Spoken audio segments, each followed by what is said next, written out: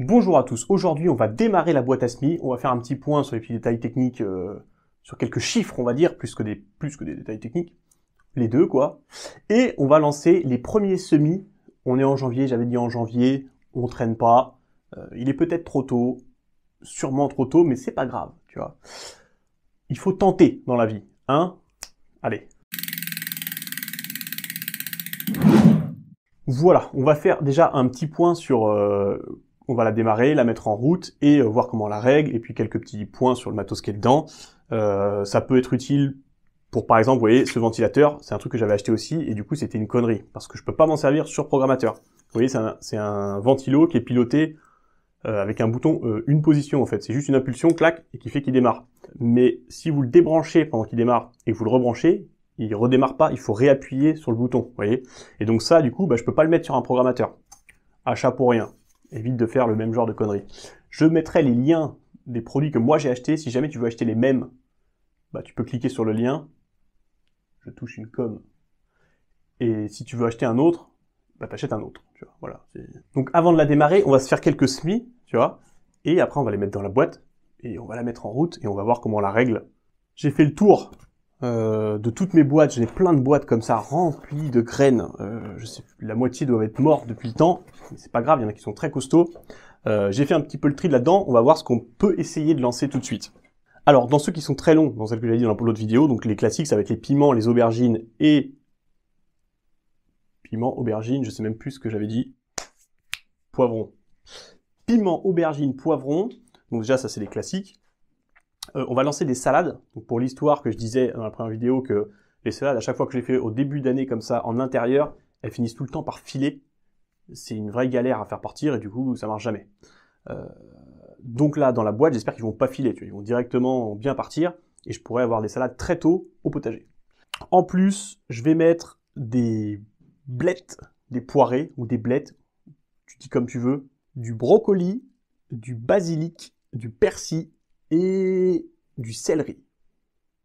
Voilà, grosso merdo, c'est à peu près tout ce que je vais essayer de mettre là. On va voir ce que ça donne. Normalement, c'est des trucs qui peuvent se planter assez tôt, et donc normalement ça peut passer. Je vais aussi essayer quelques tomates pour le fun. Il est clairement trop tôt, hein, normalement on met pas ça si tôt. Mais vu que j'ai une serre aussi dehors, je vais peut-être tenter, tu vois, de les mettre directement en pleine terre, assez tôt dans la saison, mais sous la serre, pour essayer d'avoir des tomates un peu plus tôt. Et je vais aussi du coup mettre des variétés plus tardives pour les tomates, parce que du coup je vais les démarrer plus tôt, donc avec un peu de chance, tu vois, ça va moins traîner avant de faire des tomates. Alors je vais commencer par faire le terreau, tu vois. Donc mon terreau, moi je le fais moi-même, tu le sais parce que tu as vu la magnifique vidéo où je conçois et fabrique le tamis vibrant là. Je le mettrai peut-être là si tu l'as pas vu, ça peut être intéressant. Et donc tu vois, je suis allé me tamiser un peu de terreau, donc il est magnifique, il est beau comme tout. Mais je vais quand même le mélanger avec du terreau du commerce. Je fais ça dans les tout premiers semis parce que faire du terreau déjà c'est un métier, tu vois. Quand tu l'achètes dans le commerce, il y a de l'engrais dedans, il est travaillé, il y a la perlite, je crois, les petits trucs blancs là qu'ils mettent dedans, ça retient l'eau, comme une éponge un peu. Il est travaillé, c'est un métier, mine de rien. Donc là, quand je vais le faire dans des petits godets, dans un petit espace, je peux pas me permettre de mettre des énormes pots avec plein de terreau, parce que le mien, il est un petit peu plus pauvre. Donc, sauf que moi, il est gratuit, tu vois. Donc, quand je le fais dans ma serre, je fais tous mes godets dans la serre, je mets des gros pots pour tout. Il y a de la place, ça pousse très bien. Mais là, je vais essayer de mettre peut-être dans des plus petits pots, parce que dans la box, il y a beaucoup moins de place que quand je suis dans ma serre. Donc, je vais essayer d'optimiser un peu ça. Donc, je vais le mélanger, je vais faire moite-moite avec du terreau du commerce. Voilà. Ah, tac. Je casse bien les mottes. Bon, je sais pas si tu as vraiment envie de me voir mettre de la terre dans des pots. C'est chiant, non? Je vais claquer des doigts. La terre sera dans les pots, les graines seront dedans, et on passe directement à la suite parce que je pense que tu t'en branles. Alors, j'ai allumé les lampes. Donc là, tu vois, il n'y a pas de chauffage, il n'y a rien. On est à 17 degrés. Donc 17 degrés, c'est pas vilain, hein, pour que ça pousse, ça peut largement pousser à 17 degrés. Mais pour aider un peu à germer, on va lui donner un petit coup de pouce en plus, tu vois. C'est pas niveau cette merde. Je vais surélever un petit peu là la plateforme pour qu'il soit plus près des lampes. Je pourrais encore le surélever plus, mais bon, j'ai trouvé deux pots qui me surélevaient un petit peu déjà et ça ira très bien. Je vais poser mon petit lit chauffant là-dessus, là.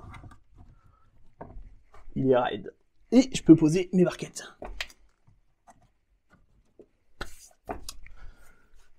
Voilà, donc dans la prochaine upgrade, je ferai un petit plateau propre, je pense réglable, ou je sais pas trop quoi, un truc pour optimiser un peu l'espace. Là tu vois qu'il reste plein d'espace qui sert à rien, et c'est bête quand même. Donc voilà, donc le réglage. Je vais mettre les lumières sur un bon cycle d'été pour favoriser l'ensoleillement. Donc je vais mettre quelque chose genre 16 heures de lumière, je pense, par jour, et le reste en nuit. Et le ventilo, lui, je vais le régler sur... Alors j'adapterai, s'il fait trop chaud, trop froid, trop humide ou pas, mais je pense pas qu'il tourne trop non plus. Un truc genre 20 minutes toutes les... 20 minutes toutes les 2 heures. Je vais mettre ça, 20 minutes toutes les 2 heures. Et on va voir ce que ça donne, comme ça. Et j'adapterai si besoin, et on verra ça. Donc voilà, la lumière, la ventilation et le chauffage. Et alors lui, le chauffage, vu qu'il fait déjà 17 degrés quand ça pousse, ça va, c'est pas si mal. En plus, là il fait 17 degrés froid, mais une fois que la porte va être fermée et que les lumières vont être allumées en continu, déjà ça va monter un petit peu, ça va générer de la chaleur. Donc ça c'est des LED, donc c'est l'intérêt des LED, hein, c'est déjà que ça chauffe pas trop, parce que si on avait mis des lampes, des lampes classiques, là, sodium, magnésium, enfin les lampes de culture classique, ça génère énormément de chaleur. Alors déjà ça te fait consommer beaucoup, et ça génère beaucoup de chaleur, et ça a en même tendance à cramer les plantes. C'est pour ça qu'il faut rajouter des ventilations forcées en plus, juste déjà pour évacuer la chaleur des lampes. Donc là, normalement, on aura beaucoup moins de soucis, c'est des LED. L'avantage aussi, c'est que par exemple, quand tu prends une lampe à sodium, ou une lampe à magnésium, ou ce que tu veux, c'est le gaz qui est dedans qui fait ton spectre lumineux, tu vois. Donc la couleur de ta lampe dépend du gaz qui est dans ton ampoule. Et en fonction des plantes ou des périodes, c'est pas forcément bon. C'est pas que c'est pas forcément bon, c'est qu'il y a des lampes qui sont plus adaptées à simuler le printemps, par exemple. Il y a des lampes qui simulent l'automne, qui sont plus dans les jaunes, d'autres plus dans les blanches en plein été. Et ça peut être intéressant de changer en fonction de la culture que tu fais.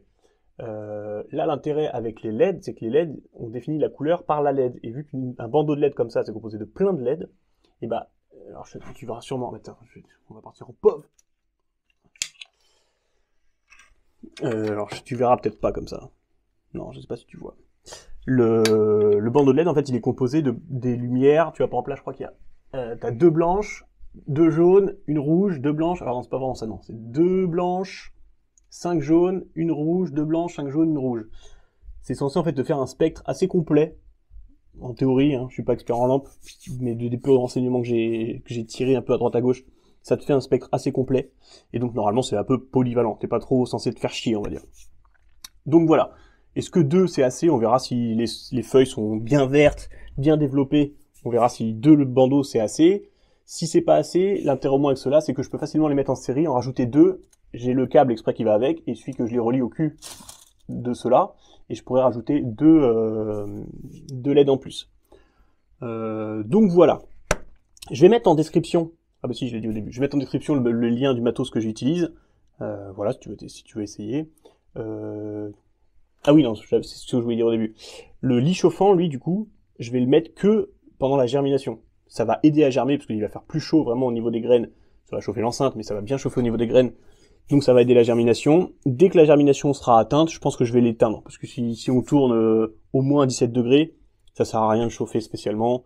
C'est juste de l'énergie qui va, je suis pas sûr, être pertinente à utiliser. Donc voilà.